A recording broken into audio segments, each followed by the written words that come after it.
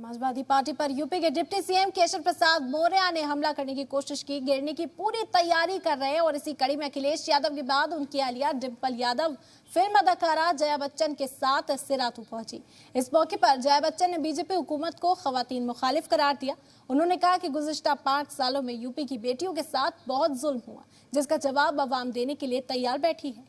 वहीं डिंपल यादव ने हुकूमत बनने के बाद रियासत में कानून इंतजाम बेहतर करने का भी दावा किया। उन्होंने कहा कि डायल 100 की तरह कई स्कीमें शुरू की जाएंगी, जिससे कानून इंतजाम को बेहतर किया जाएगा। मैं समझती हूँ जो 100 डायल नंबर दिया गया था, ऐसी व्यवस्था जो पूरे विश्व में जो बड़े बड़े देशों में है, वो व्यवस्था यूपी में लाने वाले कौन थे? समाजवादी लोग थे।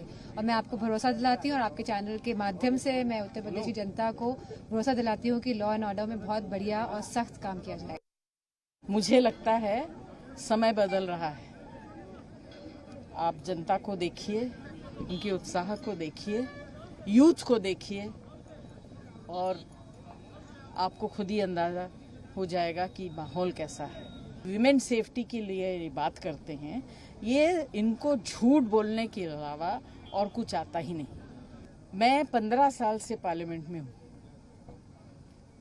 इतनी बार हम लोगों ने मुद्दा उठाया महिलाओं की सुरक्षा को लेकर। एक बार भी सत्ता पार्टी ने, जब सत्ता में है तब या जब सत्ता में नहीं थे तब भी, कभी भी आवाज नहीं उठाई।